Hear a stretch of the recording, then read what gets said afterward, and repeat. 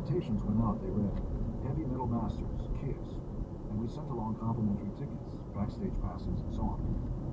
According to the invitations, we would appear on stage at 9:30. We figured that the record executives would be able to separate the crowd, even though everybody was coming to see the Rats and Luther. We could pretend they were there for us. Then we went into phase 2 of our plan. We packed the front row with sisters and girlfriends, wearing Kiss t-shirts, which we did. Paul and Peter stayed up one night and poured glue and glitter through a Kiss stencil, which was good for only 2 or 3 layers. Wasted nothing. So the entire front row was filled with girls wearing these black t-shirts with Kiss on them. The place filled up with record company executives and producers, just everybody, including Bill O'Coin, the producer of Flipside and Supermarket Sweep, the game show. Before MTV, before anything else, Flipside was a groundbreaking show for televising popular music. When he arrived at the Diplomat, he saw a rabid crowd of 1,000 people, including the girls in the front, and the band hitting the stage at 9:30 sharp in full makeup, sticking out their tongues. You can imagine the effect. By that time, we had already done some recording on our own. Ron Johnson, the Electric Lady, owed us some money for the sessions we had worked on, and he asked if we wanted to take the money or use it to do a demo tape of our new band. Paul and I jumped at the offer to do a demo on the condition, we said, that we got to work with Eddie Kramer.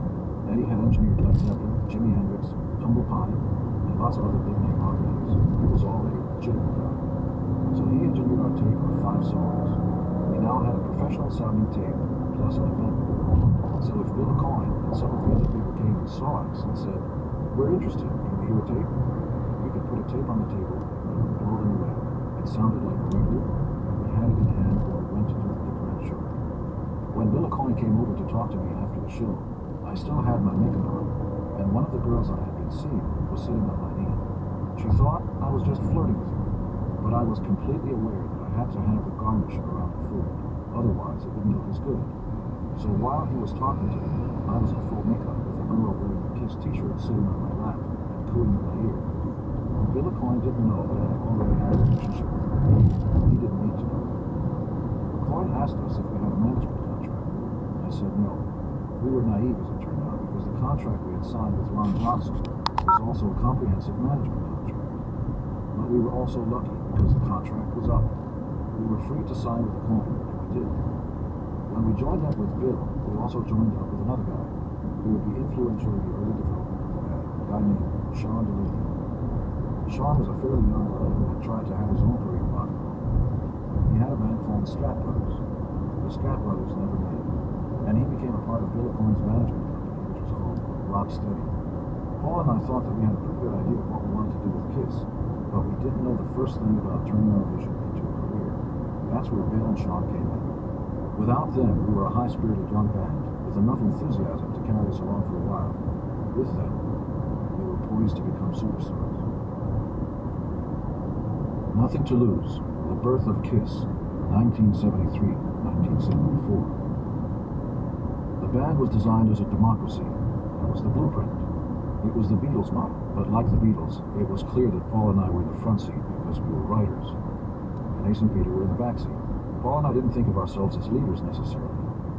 When we met Bill O'Coin, he recommended a 4-way split. In order to keep things smooth, he said, we should divide the money equally. Better to do that, he said, than to quibble over shares and half shares. Plus, if everything went according to plan, there was going to be plenty of money for everyone. We took Bill's advice. Whenever there were decisions, we made them democratically, which didn't always make sense. If Paul and I wanted to do something and Ace and Peter didn't, we were at a stalemate. To get our way, we had to emotionally batter them, and often they felt as though Paul and I were ganging up on them. That may have been the perception at times. The truth was that Ace and Peter simply were not qualified to make decisions about band matters that depended upon organization and structure. They were not willing to put in the time to think things through. We would have a meeting about a tour or a photo shoot, and the very next day Peter would come up to me and say, Gene, when are we going to have a meeting about the tour? We had it, I said. Yesterday. You were there. Yeah, he would say, but I didn't understand anything you were saying. In this respect, Bill was more like me and Paul. I didn't realize it immediately, but Bill was gay. Paul knew it from the start. I didn't see it. Paul asked me if I minded having a gay manager. I said, no, why do you ask? I was oblivious to it. Bill's appearance and style were clearly suited for the corporate world. He dressed in suits and ties and presented himself well. He would show up with a beautiful blonde every now and then. He was not, for lack of a better word, a queen. Over time I got the sense that something else might have been happening in his life. At any rate, it wasn't something I minded or have ever minded. He did the work he needed to do. He focused on the band. That was all that mattered. We also met Joyce Biowitz, who would co-manage us with Bill. She would later marry Neil Bogart.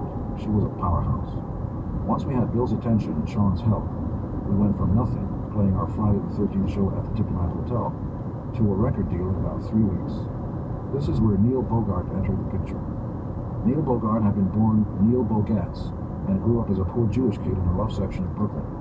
He had always wanted to be in show business, and after attending the High School of the Performing Arts, that's the school in the movie Fame, he worked as a singer on a cruise ship and had some odd jobs as an actor. Eventually, he came back to New York and went to work for an employment agency. Soon, he was in the record business, first at MGM Records as a promo man, then at Cameo Parkway, then at Buddha. He was still a young kid at this time, about 25 years old. At Buddha, he started the careers of bubblegum bands like the Ohio Express, who recorded Yummy Yummy Yummy and Chewy Chewy. In 1973, with the help of Mo Austin at Warner Brothers, Neil started his own label. When Bill heard about this, he sent our demo tape over to Neil immediately. Kenny Kerner and Richie Wise, a popular production team who had worked on big rock and roll records, Brother Louie by Stories, and Imagination by Gladys Knight and the Pips, among others, heard the tape and told him they would love to produce Kiss. As a result of their enthusiasm and his own, Neil signed us without ever having seen us.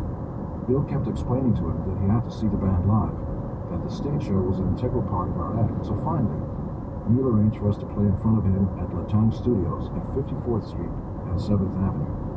It was a small room with about 20 people, and we came out wearing makeup and played at maximum level. We blew out everybody's ears. It was an absolutely ferocious performance, and at one point, I jumped off the stage and ran up to Neil and forced his 2 hands to clap together. He must have been scared out of his mind, because with the heels on, I was close to 7 feet tall, and he was about 5'7". And by the end of it, he was so overwhelmed that he was exhausted. He had 2 concerns. First, that the makeup was going to get in the way of the band's success. He thought the glam thing was over. More specifically, he worried that we were projecting a gay vibe, particularly Paul. We talked to him for a while and explained our vision of the band, which was to go beyond glam to something else. As far as the gay thing went, our feeling was that we dressed the way we felt inside, and the gay vibe wasn't really part of that. In a strange way, our greatest asset was the fact that we took our looks seriously. Superman wore tights and a cape, and no one ever questioned his sexuality because he didn't see his costume and scapular funny. It was just what superheroes wore. This explanation seemed to satisfy Neil. Afterward, we were talking to him about his new label. "It's going to be called Emerald City," he said.